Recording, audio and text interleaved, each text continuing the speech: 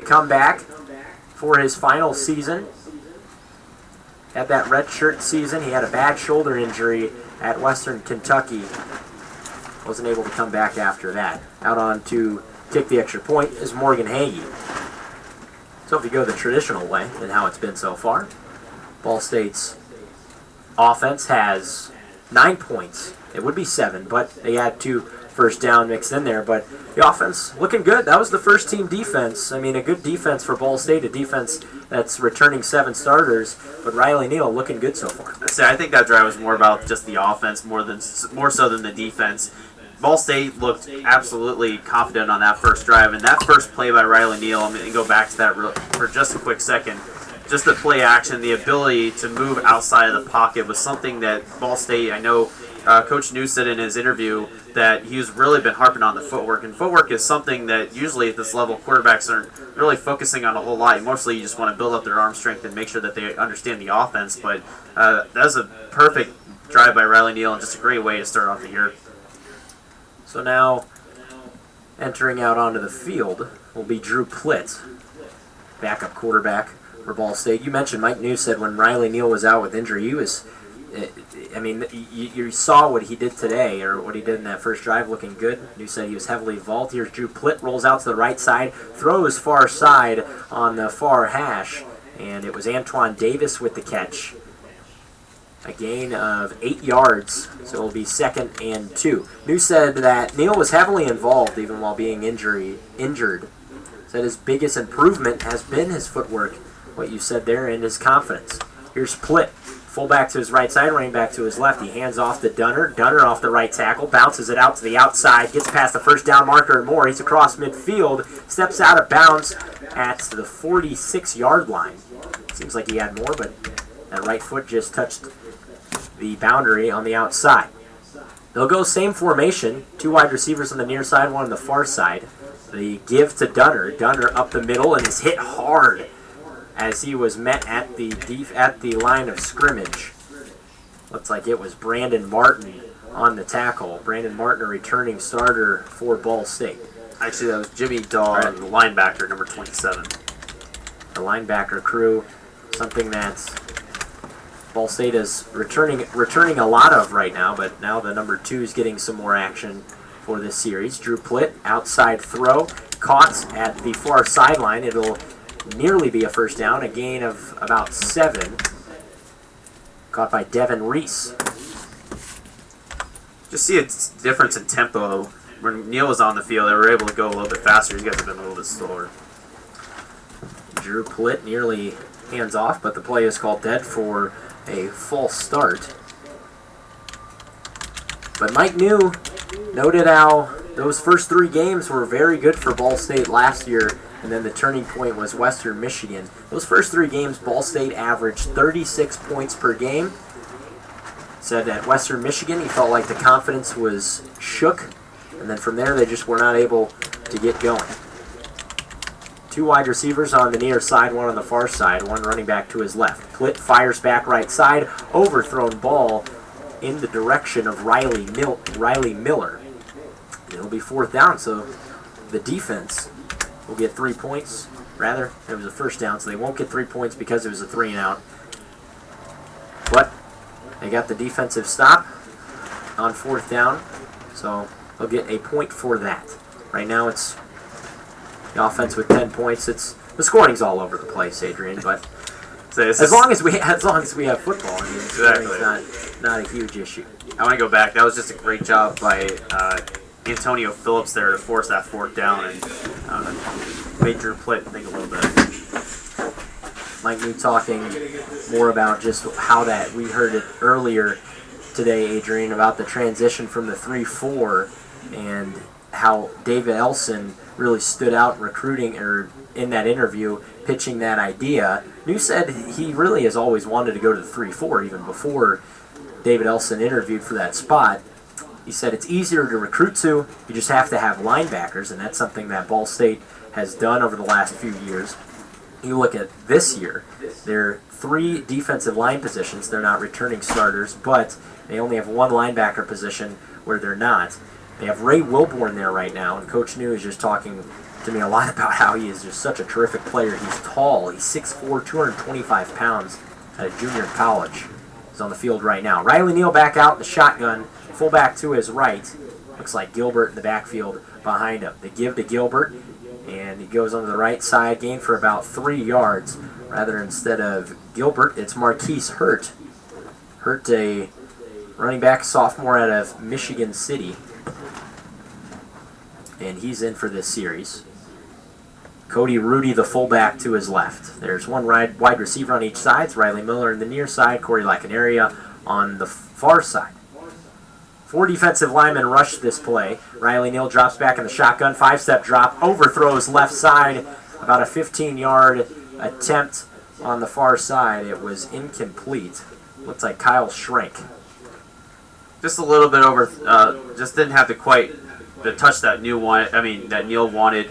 Maybe the rain and the ball is just a little bit slick. Just has to get used to that. But nevertheless, I think it was a great route by Schrank. He was able to get out into the open and caught the defenders completely off guard. Neal, who had 3 starts last year, draws the defense off sides. Everybody's pointing to everybody, and it looks like there's a lot of fingers to be pointed at Chris Crum, the nose tackle for Ball State, part of this 3-4. Rather, they call false start on the offense, so that'll move them back 5 yards. Talking a little bit with David Elson earlier was Mick Tidrow, and Elson said the 3 focuses on the defensive side. Number 1 is eye discipline, number 2 is effort, number 3 is ball disruption. Thinks that will be the important part of them this season. Riley Neal in the shotgun, 2 wide receivers to the far side. Freshman All-American Justin Hall, one of those 2. Neal drops back, eyeing his direction, steps up in the pocket, 5-step drop. And he's pressured outside, rolls out, he'll take it himself, running all the way for a first down. No, he's just 2 yards short. So Riley Neal, we see a little bit of the legs there, saw it last year at times, but just not long enough. He hurt his knee and was out for most of the season. And that was the versatility that Ball State's offense just completely lacked once he got hurt. There was no dimensionality. And right there, the pocket completely collapsed. Neal was completely aware of it, was able to get outside the pocket and turn a loss into a gain. Neal in the shotgun. Hurt in the backfield. He hands off to Hurt. Hurt misdirection, goes outside the right tackle, breaks it away. He's across the opposite 40 now at the near numbers and is brought down by Bryce Cosby. And that'll be a first down. That was crucial on 4th down. It'll be a 1st and 10 at the opposing 38-yard line. So if you're looking at numbers right now and how the scoring is set, the offense is up 11-1. This time it's Malik Dunner in the backfield with Riley Neal. Saw him in on the last series. Dunner to his right, 2 wide receivers in the top. Riley Miller is on the bottom. It's Lacanaria and Hall on the top. Ball State is running with a tight end. 5-step drop for Neal. Neal delivers far. Deep ball towards the end zone to Miller. It's incomplete. Great coverage by Josh Miller, the senior out of Indianapolis.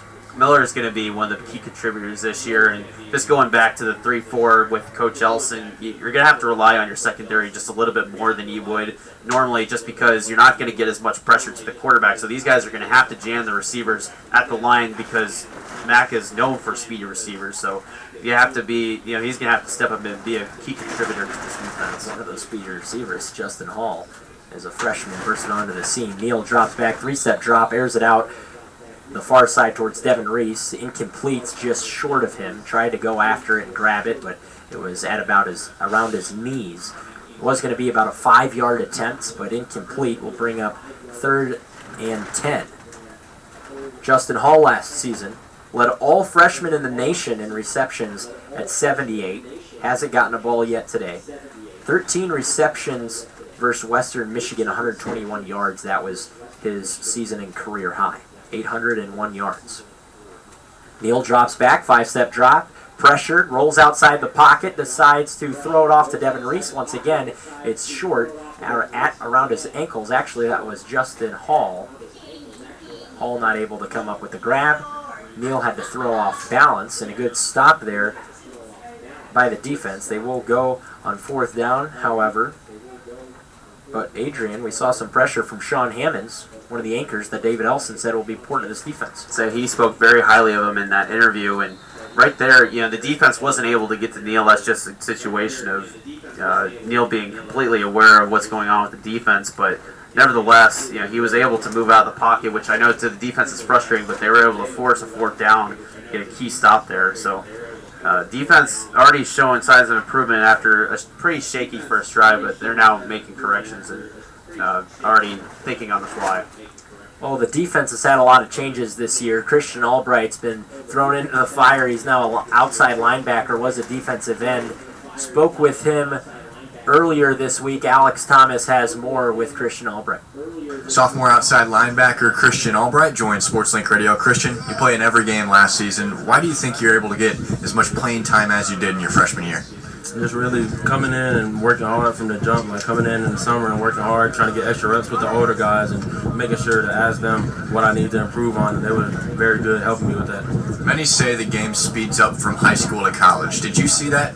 Yeah, it definitely did speed up. It was a big adjustment, but I got through it through just extra reps in practice. And Coach McKenzie did a good job last year getting me the reps I needed in practice. How has the game slowed down for you now as you move into your sophomore year? It slowed down, just noticing offensive concepts and knowing what they're trying to do. Like last year coming in, it was really, like my head was kind of spinning just because they were moving so fast and I didn't really understand the concept. But this year it's slowing down a lot because I understand more of the concepts. Is it difficult to grasp the playbook? How long does it take to grasp the playbook usually? Really, it doesn't really take that long if you put your mind to it. Like if you just try to take it in the meetings we have at the stadium, then you won't really take it in. But you got to go get extra work like after the meetings and at your dorm later that day. What has outside linebackers coach Corey Connolly worked on with you this spring? Really a big emphasis on him has been pass drops because a lot of us never played this position, so we're all brand new to it and just used to having our hand in the ground rushing the passer. So the big emphasis has been pass drops this spring. Your defense moves to a 3-4 this year. What does your role look like in that defense? Now it's more setting the edge and being outside the defense to contain, and also covering the flats and sometimes being man-to-man with running backs or wide receivers outside. What did it look like in 4-3? 4-3 really just, well, it was the same setting the edge and being outside the defense, but I would just get the quarterback every time. I didn't have to worry about dropping back and looking at the receivers and their routes and stuff. What would you say is the most important aspect of being an outside linebacker? Probably just eye discipline because you gotta decide whether it's pass or run and then go to your next keys and get to your pass drop or get to your run gap. So that's the biggest difference. Is there a professional player that you tend to model yourself off of or another college player? Yeah, a lot of Von Miller and Khalil Mack. I like watching those dudes a lot. They're top at the top. What do they do that you try to model yourself? Pass rush skills are just and they're outside linebackers, so I like to try to emulate them as much as I can in my rushes. Which game on your schedule this year are you most looking forward to? Notre Dame, no doubt. Why? Just go play against a big top team and play against that many people. That's I've never got to do that in my life, so that's going to be a big thing this season. What do you think is the biggest difference between this year's team and last year's team? Really experience, because a lot of us were really young last year. We had a lot of freshmen playing and starting in some games. So really, now that we got some experience, I feel like we can really shake some things up in the MAC. If someone asks you, why should I believe in this year's team, what would you say? I just tell them you don't have to.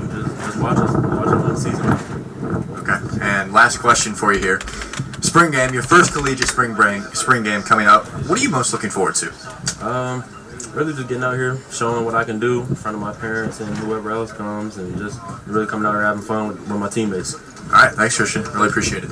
Joining us now on the show is wide receiver Justin Hall. Justin, you guys are getting ready for the spring game. That was Christian Albright there with Jack Kaiser of Ball State Sports Link, talking to him a couple days ago. And Christian Albright, a player who was a defensive end last year, played a little bit of linebacker in high school. He's out of North Cobb High School from Georgia, a big Georgia recruit, part of that class a couple classes ago that Mike New was able to recruit heavily out of Georgia, and especially a lot of defensive players. But you look at the defense now, talked about that 3-4 transition a lot. Christian Albright, a player who said there with Jack Kaiser that a big part of his position is eye focus. That's something that David Elson has harped on a lot, and that eye focus is something that eye discipline is what Elson calls it. Effort and ball disruption is what will be important for this offense. But Adrian, a defense right now for Ball State that last season was 12th in the MAC, 41 points per game.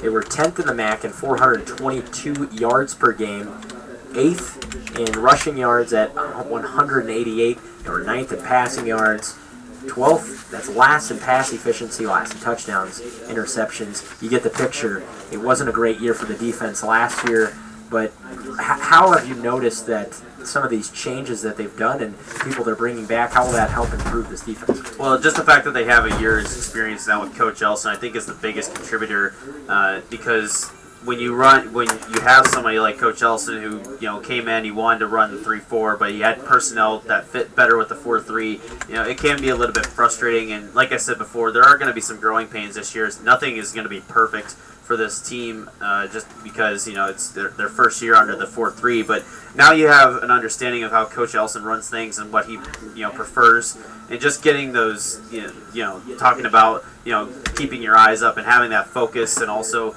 just knowing your assignments and the way terminology that he uses is going to be key in helping with this transition. The fact too that switching to the 3-4, now you have personnel like Christian Albright, who I feel with that with his arm length, and also Ray Wilborn, having those two convert back to the outside as linebackers, I think is going to be extremely key. Just because now you have these guys, they have a year under their belt, and they know exactly what to expect moving forward, and also just the packages that Coach Elson has, because I know that the 4-3 last year, there were times where he just couldn't do what he wanted to. Team's doing a little bit of drills there for the break between the first and second quarter, about set to start the second quarter.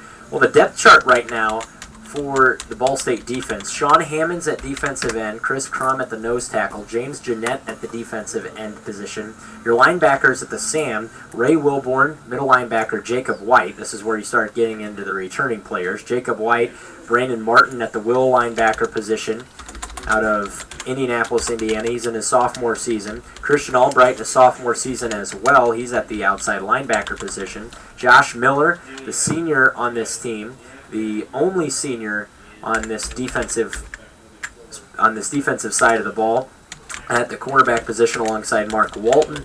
Strong safety Bryce Cosby out of Kentucky, and Romero Wade, a returning starter at the free safety, but right now is listed at the 2. Brett Anderson at the number 1.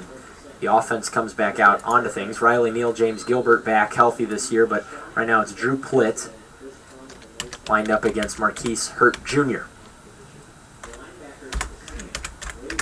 Time for some second quarter action. Plitt, the dummy count in the first one, doesn't get the offense to bite. Throws it near side for about 10 yards to Devin Reese. Reese catches and gets a first down 5 yards after the catch. That moves the ball up to the 48-yard line on the offensive side. It's a great job by Plitt there. He had pressure coming from his backside and was able to get it right onto the numbers of Reese. Plitt fakes the handoff to Hurt, nearly gets sacked, not allowed to, however, though. And the throw onto the near sideline is caught by Devin Reese. Devin Reese really slow to get up, hobbles off, favoring that left leg, but gets off the field, and that was at the near boundary. Now ball at the 38, opposing territory, 1st and 10. The handoff to Hurt. Hurt bullies his way up the middle, breaks 3 tackles, and finds himself a gain of 6 or 7. And there you see the running game in full effect. The running backs for Ball State, you have Marquise Hurt Jr., but in the depth chart, you have James Gilbert, Caleb Huntley, Malik Dunner, Hurt, and also Darian Green. You have 5 great, talented running backs. Flip the shotgun, fakes handoff, throws right side. Caught by Nolan Given. Given with the stiff arm, makes his way out past the first down marker, outside the numbers far side and out at the 20-yard line. 1st and 10 at the 20 for the offense. See, Adrian, it's hard because you can't sack the quarterback. So there's plenty of times that we've seen where, I wouldn't say plenty of times, but a couple times so far in this drive where Plitt had some pressure coming his way, and the defensive ends have just had to run right by him. Plitt the shotgun, 2 running backs beside him. Malik Dunner on the wheel route catches the ball, caught at the 15, shakes off a tackler, and gets his way to the 5, pushed out of bounds at the 5-yard line. They'll mark him down at the 4, but Malik Dunner with the wheel route from the right side of Plitt, able to get the catch and a first down. I just want to say it's very interesting to see that they're getting Dunner and Marquise Hurt involved instead of Gilbert and Huntley, just because those two have been probably the more explosive backs. Here's Dunner with the handoff. Flag is thrown on the far numbers. Well, right now the twos are in for both sides of the ball. So Dunner and Hurt getting their reps in. They're switching off in series. They're having the number 1 offense go against the number 1 defense, and then every other series they'll put in the number 2s. So Dunner comes off the field. Also Cody Rudy as well. We have not talked about Caleb Huntley yet. He has not stepped on the field so far in this game. And there's plenty to talk about with him. Last year, was a sophomore, had over 1,000 yards in his freshman season. One of many freshmen, Adrian, who just bursted onto the scene. And that has to go and show to a lot of recruits and a lot of players outside that if you come and play for Mike New, if you play for Joey Lynch, David Elson, you'll get a lot of playing time right off the bat. A lot of those freshmen did, and most of them are earning starting roles right now. So why wouldn't you want to come play for this system? Drew Plitt in the shotgun. Marquise Hurt to his right. The handoff off the left tackle and is brought down at the line of scrimmage. Falls forward for about a half a yard. It's like Sean Hammonds on the tackle was able to get a hand in on that. So just one thing, too, I'm noticing from the defense is these guys are remaining very patient, waiting for everything to play out and just look for open holes, especially on the line. Defensive line rushes 6. Drew Plitt is sacked. Not brought down, but was pressured enough to where the referees blew the play dead. A couple players got in on that, and that's the 3-4 defense, Adrian. There's 3 people lined up, but then 3 additional backers come in behind. And guess who? Sean Hammonds, the guy that Coach Elson said stood out most to him in the practices leading up to this. So great job by him right there to find an open hole in the line. Elson said that he's most impressed this offseason by Sean Hammonds. The handoff goes inside of Hammonds, and it's Malik Dunner for a handoff of about 4 yards on the play. It's a third down. It's a third down play, now moving into a 4th down. So for the first time today, we'll see them bring out the field goal unit. It's Ryan Rimler. They're staying consistent with the 1s and 2s. Rimler listed as the number 2 kicker for Ball State. Morgan Hagee in for his senior season, and Rimler in for his junior season out of East Jordan, Michigan. Ball's placed at the 28-yard line. Kick is up, and it is good through the uprights. Had plenty of distance as well. That ends up being a 45-yard field goal for Ryan Rimler, and we'll see the offense come back out onto the field. But Adrian, we saw there, that 3-4 defense gave the 2s some problems for Ball State. Say Ball State's offense just didn't look. It looked a little bit out of sync on that drive, but you got to give credit to the defense. They were getting in Plitt's face on almost every single play. Going even on that first play where I talked about, he was able to deliver on the numbers. Did a great job there, but from that point on, it just kind of seemed like the defense had their number, and you got to give credit to the line. Sean Hammonds was able to come in there and disrupt a lot of plays. And now looking into the offense, we'll talk a little bit more about the depth chart they have right now. Riley Neal at the quarterback, James Gilbert, the running back. He has Huntley and Malik Dunner behind him. A lot of running backs, we've talked highly about them. The wide receiver core, it's Riley Miller in for his junior season, a redshirt junior. Justin Hall after impressive freshman season, an ESPN.com freshman All-American. Back for his sophomore season. Khalil Newton for his sophomore season. He's one of the 2 players on this offense that is not a returning starter. We'll get more into it after this play. Riley Neal slaps his hands, gets the ball, pressure in his face, right side, throws out 5 yards far sideline to Corey Lacanaria, brought down in a hurry by Bryce Cosby. Cosby, another freshman that was recruited here a couple seasons ago and had a big season last year. Cosby out of Kentucky in his sophomore year, but going into this offense, tight end Nolan Given, Cody Rudy, and Kyle Schrank behind him. The offensive line from left to right, Caleb Slavin, Alex Joss, Andrew Panish, Curtis Blackwell, Danny Pinter. Neal drops back, 3 steps drop, throws outside, far sideline at midfield, throws for 15 yards. It is caught by Looks like Corey Lacanaria caught for a first down, gain of 20. Brandon Martin there on the tackle, pushed him out of bounds. Riley Neal back in the shotgun. Hall motions from right to left. 3 wide receivers on the near side. The screen off to Justin Hall. He gets a block. He's outside the numbers, near sideline, gets up to the 41-yard line, and is pushed out of bounds. Gain of 8. So just one thing I want to say, it's interesting to see Corey Lacanaria get so involved this early. He's kind of been Riley Neal's favorite target thus far. I believe he has 5 targets now on the game, and so far he's just been able to get out in the open and, juke a couple defenders, so he's really showing out right now. A lot of chemistry between those two, and along with Riley Miller as well. Neal fakes the handoff to Dunner. Neal keeps it himself, points at Hall to set a block for him. Neal gets a gain of a yard on the play. It'll be 3rd and 1, the opposing 40-yard line. So we've seen Neal a number of times now move around with his feet. That's something that I'm sure Ball State fans missed, as he is clearly the fastest quarterback out of all and able to get the most done with his feet as well. Injured his knee. Played 3 games last season and was out for the rest of the season. Counts as a redshirt year. The handoff left side. Here's Huntley. Rather, it is Marquise Hurt. Hurt gets a gain of 20 on the play as he broke through the middle and is brought down at the 28-yard line.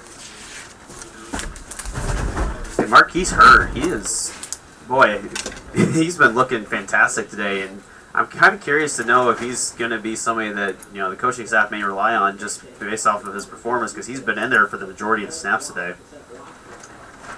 Neal, the shotgun, 5-step drop, airs it towards the middle of the field at the 10-yard line, caught by Corey Lacanaria. A big gain of 18 as Lacanaria goes down. They'll mark him down at the 7-yard line. So they'll be set up at midfield at the 7. Hall and Lacanaria on the near side. Neal gives the handoff to Marquise Hurt Jr. Hurt breaks through the 5-yard line, breaks a tackle, and goes all the way into the end zone. Marquise Hurt's looking great today. Yeah, he absolutely is, and able to get out of 2 tackles there. Kind of looked like the old, Madden animations where you're able to shake 2 defenders, just spinning out of it. But great job by him, just keeping his feet moving, able to bring those knees up and get out of the tackle. I believe it was Jacob White who was trying to tackle him and just could not bring him down. So Marquise Hurt really showing out today. One of the 5 running backs that Ball State has, and when you see a guy like him who's not even on the top 3 in the depth chart playing how he did today, you have to feel good if you're a Ball State fan. Running back was one of the positions that I said coming in where I felt they had the most depth, and something I was very excited to see. Now, you obviously have Huntley, you have Gilbert, who was out for most of last year. For the majority of the 3 games that he was playing, he was certainly somebody that Ball State relied upon. But then you also have Dunner in that mix too. But now if you can get Marquise Hurt involved, then it's more of a matter of how do you just keep these guys happy, because if they're going to play, if they're all playing like this at this high of a level, then that's a good situation for Mike New to be in. Mike New, noting about some famous 3-4 defenses he's played in. I asked him what were the toughest that he's gone against, because if you look at his history, he was a quarterback for Ball State and played in the Arena Football League, coached in the Arena Football League, has had a lot of years of coaching experience as the head coach in the Arena Football League, primarily the New Orleans Voodoo team, and then was the quarterbacks coach for the New Orleans Saints. I'll get to that in a minute. Here's Charleboy, the cornerback, rather Hank Hughes for Ball State. He just hands off up the middle for about 3 yards. Jones gets about 3. And Hank Hughes once again in the shotgun.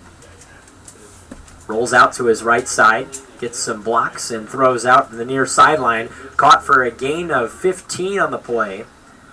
And it was Ty Kurtz, wide receiver out of Brownsburg, Indiana. He said the Rob Ryan defense that he had to go up against as a quarterback's coach, because Rob Ryan coached the defense for the New Orleans Saints, was probably the toughest 3-4. That was a really dynamic and tough defense to play against in 2013.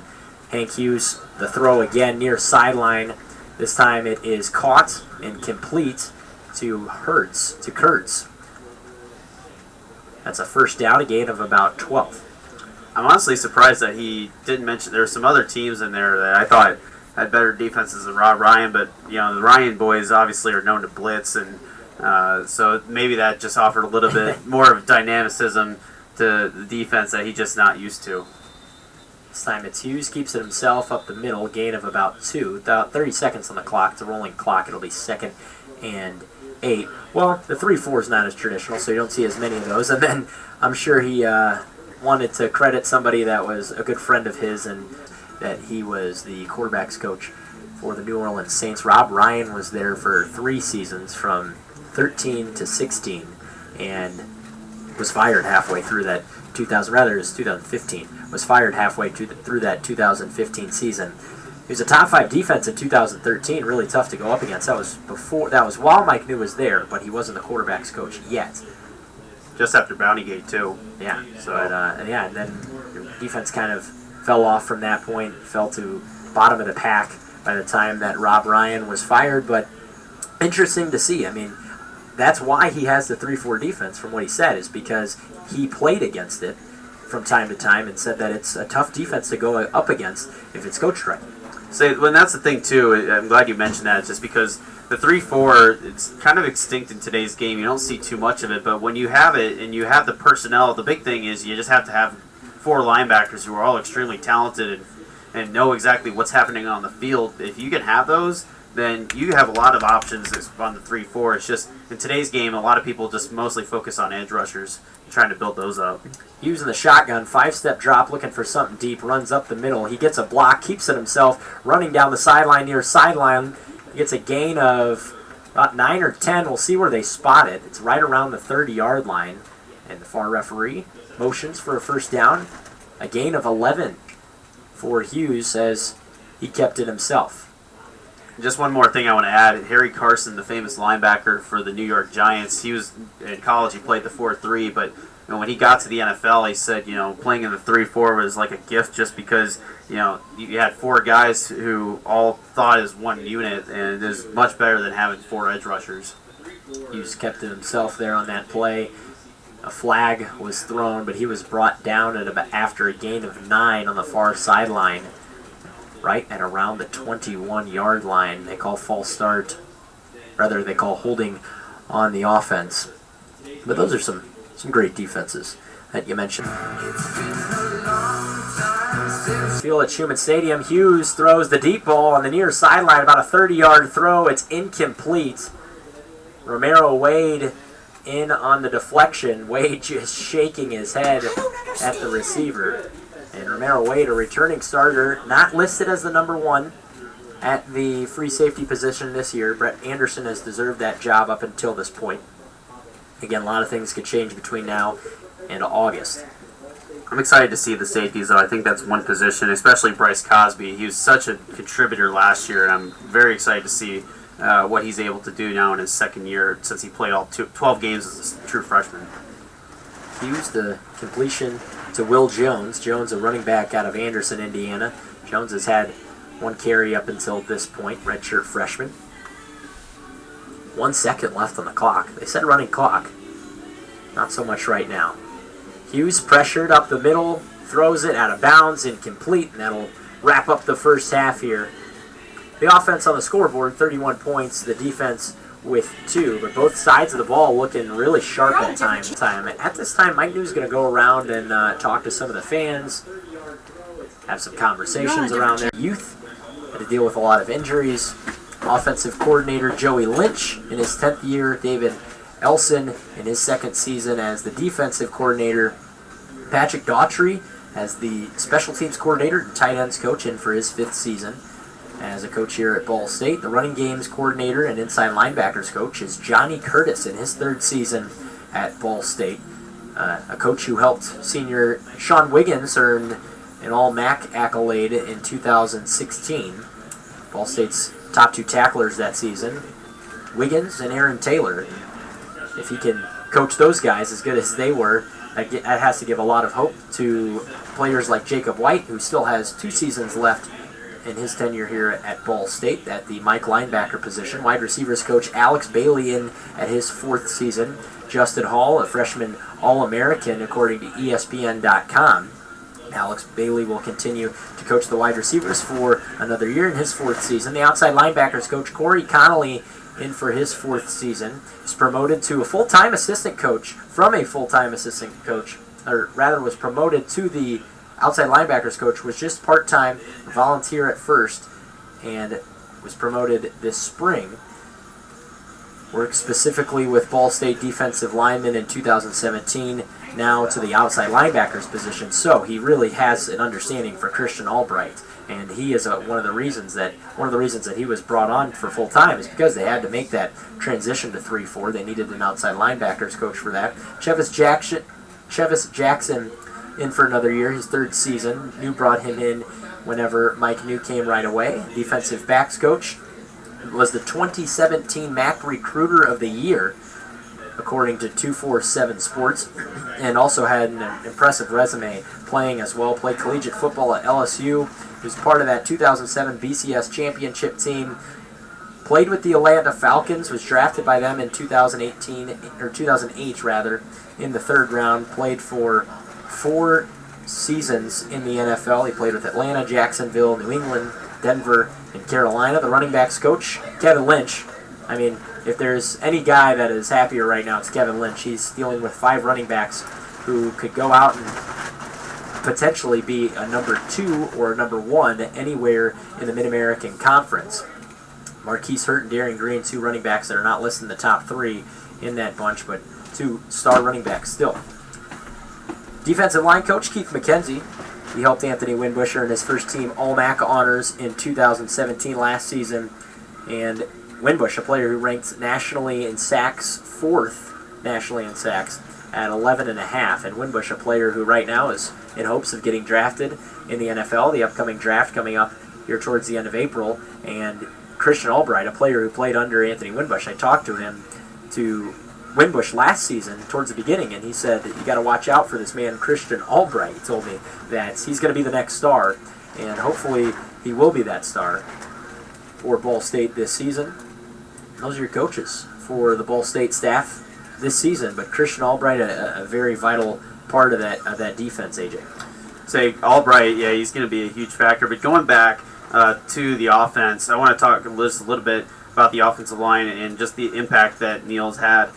Nobody on the O-line started all 12 games last year, and that certainly is something that I know Coach New has to be just a little bit worried about. But the good thing is that a lot of those players on the depth chart got some experience in their playing time. So the fact that they have that under their belts now and you can call upon them at any time, and also just the ability now to say, you have some confidence, you have some game film, and really see what their strengths and weaknesses were. We've seen it so far. The offensive line, especially that first string, has done a fantastic job protecting Riley Neal. There have been a few times where the linemen have gotten to them. I think it's just that, the 3-4 and the offense really hasn't been used to it, especially Neal, because he's been there for 3 years and seen players like Anthony Winbush and knows what their tendencies are.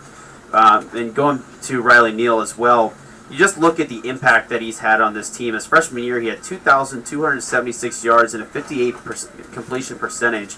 And then last year, his sophomore year, he had 2,541 yards, so about a 200-yard jump about a 300-yard jump from there. And then also a 61% completion percentage, which went up 3% from his freshman year. And then last year, obviously, he got hurt, but for the most part, he in those first 3 games when he started, the offense put up average 33 points per game, so did a fantastic job there. And so I'm excited to see what he has now in his senior year. Should be a fun one to watch. Team's in a break right now, so we'll take a quick break. This is the Ball State football spring game on SportsLink Digital Radio. Since 2001, locally owned T-Max Graphics has provided top-notch design and print services to Cardinal Country and beyond. Be amazed by the results when you team up with T-Max for all of your printing needs. From full-color process labels and striking vehicle wraps to large format and flatbed digital printing. The best performance is only an email away. Contact T-Max today. Sales@tmaxgraphics.com.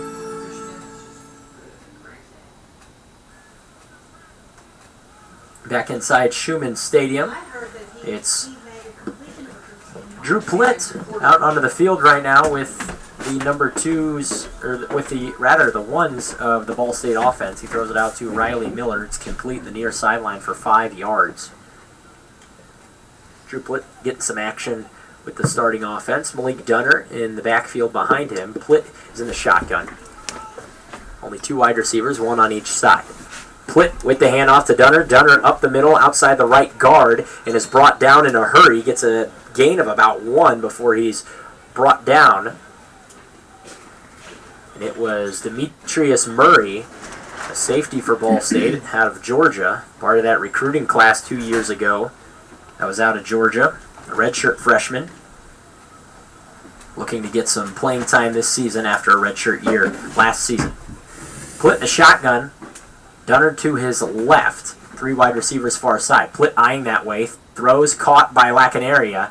It's close to a first down as it was caught in the far numbers, and we'll see what they rule here. Very close at the 45-yard line. Looks like he was brought down by Tavante Malone, redshirt freshman out of South Bend, Indiana, and they rule it is a first down. Trips wide receiver on the near side bunched up on top of each other as Plitt eyes that side. Dunner to his left, he motions him out to the right side. Justin Hall, screen is dropped. Incomplete pass as they rule that he threw it forward. So Hall drops a ball that was right around his knees. Not the easiest catch. But it's 2nd and 10 right now for Plitt. We'll say we talked about before, Plitt has had a little bit problem. He's had a little bit of trouble with the accuracy. He's made, I would say, just a couple of nice throws, but that one was just a little bit too low to the ground. He's got to be able to get it exactly where Hall needs on the numbers, and right there, just not able to get it. That's the second time so far today we've seen a screen pass in that type of formation to Justin Hall. It'll be fun to watch if they continue to do that throughout the season. Plitt fakes the handoff, steps up in the pocket towards Hall's direction. Overthrown. Ball was thrown about 20 yards over the head of Justin Hall. 20 yards down the field. It wasn't 20 yards over the head of Justin Hall. But tried to catch it around the 30-yard line. Incomplete. A flag was thrown. It's in the vicinity of Gerald Smith, a cornerback out of Ohio, a redshirt freshman.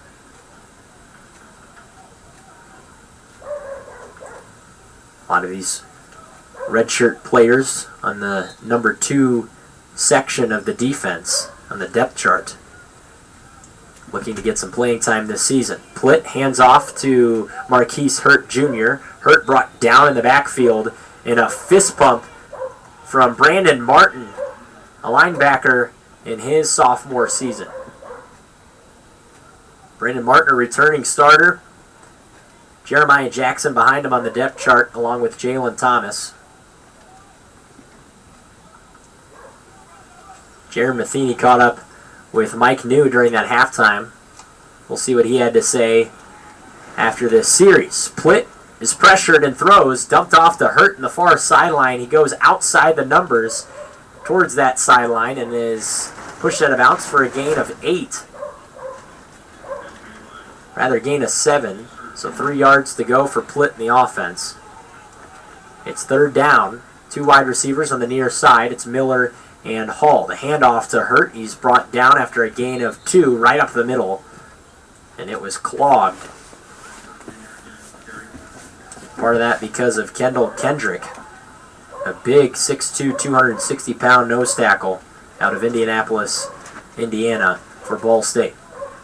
Say 4th and 1 right here. It'd be interesting to see if they maybe go with one of their goal line packages. They got Cody Rudy in there lined up right to Drew Plitt. Right now, Ball State with four defensive linemen. Hammonds had his hand on the turf. A handoff, and it's clogged once again as Hurt tried to go up the middle, and Chris Crum looked to get in on that action as he stuffed the middle, not allowing Hurt to get the first down. And the defense gets awarded 2 points for that. So this whole point system is just throwing me off right now. That and the running clock, I feel like I'm at a soccer game almost. But Points, nevertheless, yeah. it's great to have football back, and Right. Points don't really matter when it's April. Not a big Exactly. Not a big emphasis on who does better than the other, because you're talking about mixing ones and twos at times. But coming onto the field is Hank Hughes, He's quarterback for Ball State in his redshirt sophomore season. Finally, you're talking about him. He hands off to Malik Dunner. Dunner gets the handoff, bounces it outside the left tackle in a game for 6. Well, Hank didn't do anything; he just handed it off. right there you see Dunner getting involved. It's interesting that Marquise Hurd has taken the majority of the first and second team reps, while Malik Dunner, who led the team with touchdowns last year with 8, has taken the majority of the third team snaps. So, wonder if maybe that's a sign of things to come. And this one's given to Dunner. He goes up the middle and gets a gain of about 15. That'll move the chains for Ball State's offense. They're at the opposing 45-yard line. Hank with Hank at Hughes the helm, spent the they last start 2 doing seasons well. at Texas A&M, did not see any action, but a big program, Texas A&M. Ball State played there 2 years ago.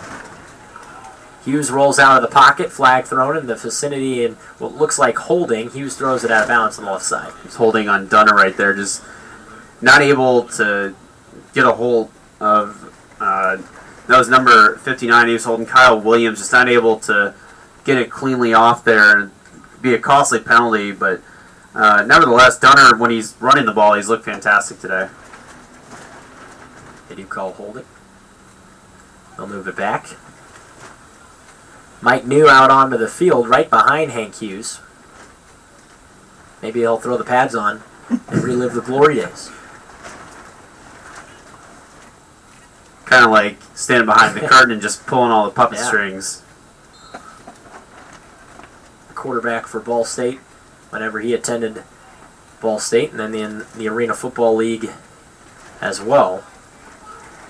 I'm sure he'd love to get back in that action. But it's Hank Hughes, a redshirt junior. Hughes rolls out to the right side, pump fakes, and keeps it himself, crosses midfield, and is not brought down because they can't hit him, but the play is stopped at the opposing 48-yard line.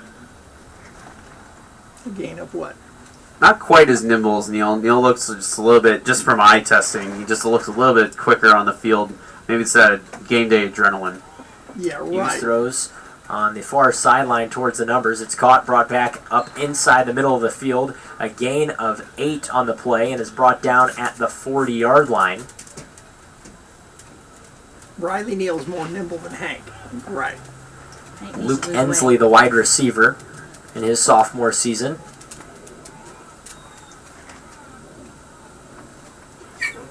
Once again, here's Hughes with Marquise Hurt to his right. Defense gets there in a hurry as Hurt tried to set a block, but it was just not enough for Jeremiah Jackson, the inside linebacker, in his senior season, who was able to get up there in a hurry. And Jeremiah Jackson with 2 big stops there on the defensive side of the ball. Chris Crum got on in that action too. Good. Jaron Matheny was able to catch up with head coach Mike New at the halftime. Jaron, what do you have? Here with junior Jacob White, middle linebacker for Ball State. Jacob, Here. last year you were thrown into a Talk with role Jaron where just in a your little team bit. on his conversation with Mike New. Is that Coach New's We see son? special teams out onto the field. It's punter Nathan Snyder as he has a decent punt, rolls up to the 10-yard line before being marked down. Up 35 seconds left to play in this third quarter. They'll go one more, and then that'll be the end of the day for the Ball State football team. The weather looked like it would hold this day up and might actually cancel the spring game. See, that's But what I was thinking. the rain has subsided partially. Had some sprinkling on and off. Temperatures in the low 60s. No lightning in the area. That was the big scare of the thunderstorms that were coming this way. Maybe not as much attendance because of the weather, but still able to get out a football game onto the field. So they take a break in the third quarter. After the end of the third quarter, It's not they'll run lasting very through long. some drills. This is just some No, of it's the not. competition drills that they like to do for some of the fans. Well, the schedule this season, we talked about how it was last season. The schedule this season, they'll start out here at Schumann Stadium, August 30th, Central Connecticut State. And then they'll go two tough ones after that, at Notre Dame and at Indiana. Two tough places to play. And they'll be back home for Western Kentucky, a place that they played at last year. What some people could point to as a turning point for the team, they were not able to win that game, and they just really let the wheels fall off towards the end, losing by 2 possessions. So they'll have Central Connecticut State, Notre Dame, Indiana, Western Kentucky. They'll start the Mid-American Conference play versus Kent State at home, and then Northern Illinois at home. The first conference game is September 29th. They're at Central Michigan, and they'll host Eastern Michigan for their homecoming game on October 20th. Then they'll be on the road for 2 weeks at Ohio, at Toledo. They'll have their bye week November 10th. Their last home game will be Western Michigan on November 13th. And they'll end their season at the University of Miami, Ohio on November 20th. Right now, there is just some interesting competition drills on the field. If you ever remember playing stickball as a kid, that's what they're doing right now. They have both offense and defense lined up alongside players who are really just getting tossed what looks like what you would play with stickball, just a really small ball, and you have a long rod, and if they get a hit, it looks like they get a point. It looks like the offense gets the defense gets the point, so the offense will have to do up downs. I wonder if they're trying to take after Seth Freed from last night.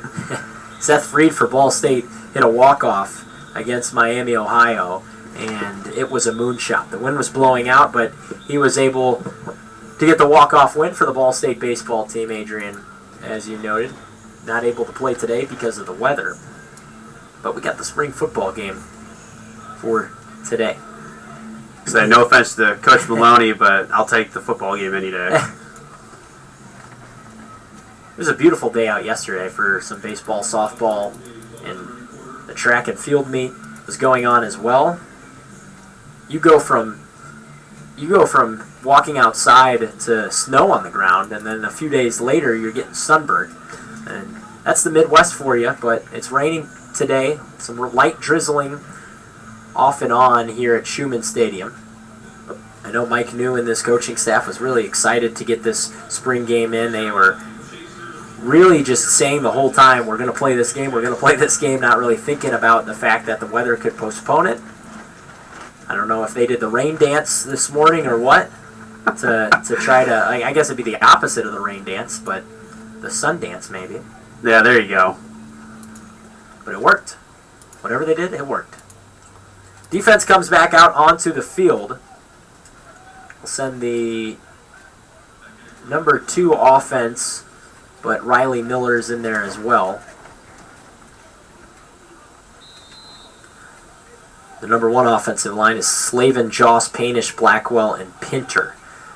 Plitt rolls out right side, airs it deep out to the right sideline, and in the vicinity of Riley Miller, but 3 defensive backs for Ball State were able to force the deflection for the Cardinal defense. That's incomplete. Plitt was going for a gain of at least 25, not able to get the completion. So Plitt's looked a little bit rattled today, but nevertheless, he's still a young player and still trying to figure out this Mike New offense.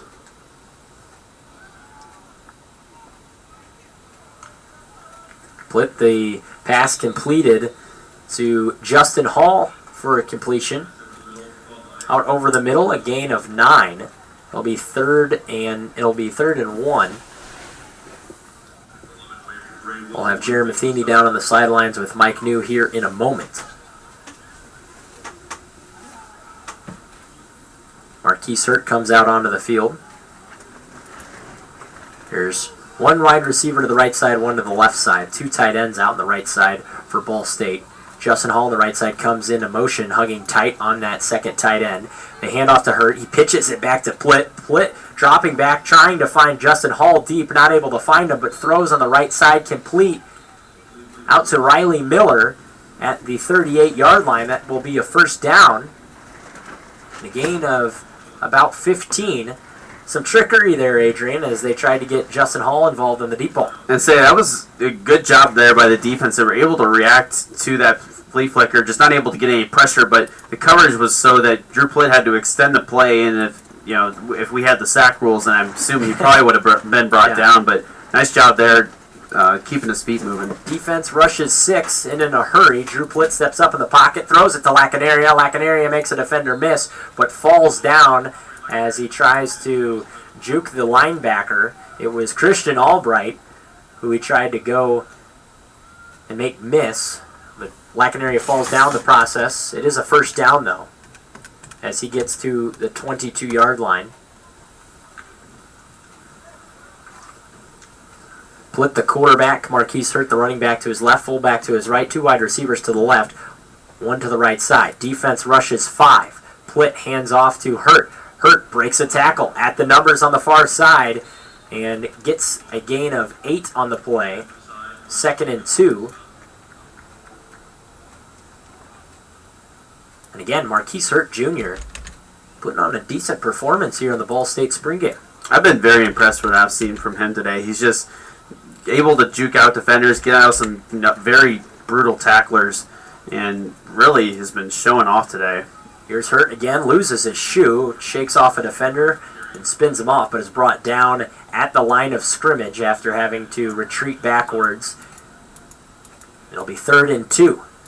So Hurt loses his shoe, runs off the field to go put it on. They put in Malik Dunner. Malik Dunner, number 4 on the Ball State team.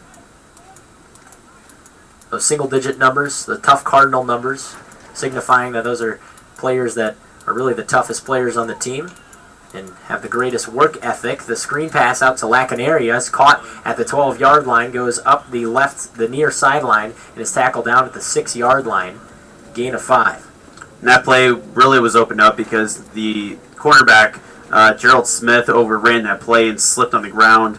So Lacanaria was able to get open there, and I'm guessing that has a little bit to do with just the conditions of the field. It's a little bit slippery out. Plitt with Dunner to his backside. He's in the shotgun. Cody Rudy, the fullback, to his left, throws out, ball low to Justin Hall. And Justin Hall's had that happen to him about 3 times now. It goes right down around his feet, but he signals over to Plitt that you're fine. Cody Rudy comes off the field. See, Plitt's not And doing Ball well. State, I can tell. Too their many red zone incompletions. offense, something that Mike New has stressed needs to improve over his 3 years here. You got to credit that tip pass, though, there, Sean Hammonds, who was able to get in the face there. Drew Plitt drops back, fakes the handoff to Dunner, rolls out to his right side. Jacob White gets the sack.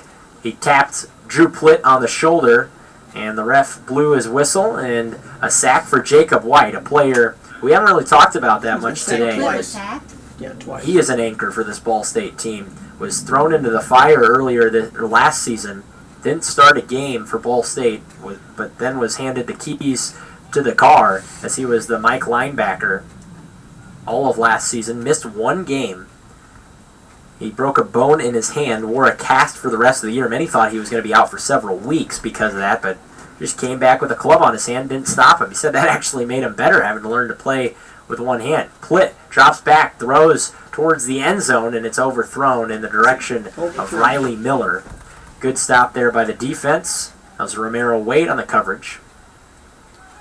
Miller is a player that we haven't mentioned much today, but he was a player that was very significant early on in the season last year for Ball State. Based on what's when he happened was so with far, Riley Hank- Neal, then he was able to do a Hank good job, is the but second- as the is tail end of better the than season Plitt. happened and just wasn't able to get going with the After quarterback the spring situation. game, Our very own Jared Matheny caught up with Mike New at the half. they're not going to do that The first half, offense looked very explosive to start things off. How nice is it to have Riley back on the field? Well, it's great to have him back. Just the confidence level, his overall understanding of what he does offensively. He does a good job of seeing defense, recognizes coverage, has a good feel for protection. So it's great having him back out here because I think all of our guys know what kind of impact he can make. We're trying to obviously stress and tempo here through spring practice, and it's challenging. Defensively, just trying to get lined up when the offense is playing that fast, but that's what we want to do though too, because it's easier to gain chunk yardage when the defense is tired, not able to get set. And the defense switching from the 4-3 to the 3-4 this year, how has it looked on the field in spring? We've had a great spring now. There's been some days where offense had some good days, defense had some good days, so it's really gone back and forth. But our athleticism, our versatility on the defensive side of the ball, especially at the linebacker, inside and outside linebacker position, that gives us a chance to be really multiple, tough for an offense to game plan against that. So I'm excited just about what we've seen on the field. I know the scoreboard is kind of tough when you try to come up with a scoring system, but our defense had a great spring. What are you looking for in the second half here, Coach? Just to play clean here again. Let's not. If it does start to rain a little bit heavier here, let's just not let the Mother Nature get to us. Let's just stay focused. Let's play a clean game. Let's not have penalties. And just seeing guys, running on and off the field, playing, executing their job, and having some fun. More than anything else, we want to have fun playing the game, and I want to see that as we finish out the second half. All right, Coach. Thank you very much. Thank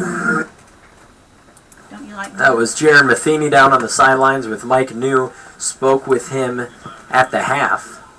And Mike New talking about how the defenses look good, even though that the scoreboard's kind of out of whack in terms of the point system. Right now, offense says 34, defense says 5, but it's looked very sharp at times.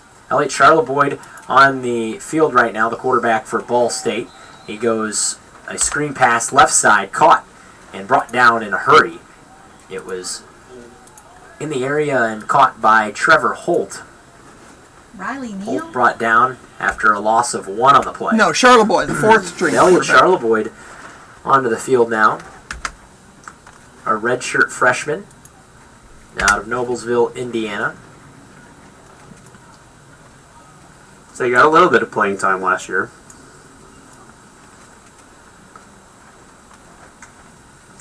Charleboyd in the shotgun, throws out left side, caught and brought down by Tavante Malone, the safety for Ball State. And now we're seeing some of the threes get into here and getting some playing time today. Always good to see that. Just one of the unique things about the spring game is you're able to get everybody involved. Similar to the NFL preseason, except for these guys, it's only one game. Charleboyd in the shotgun, throws out left side, caught. And in for a first down is Dylan Cook. Cook caught it over the middle and is brought down at the far numbers.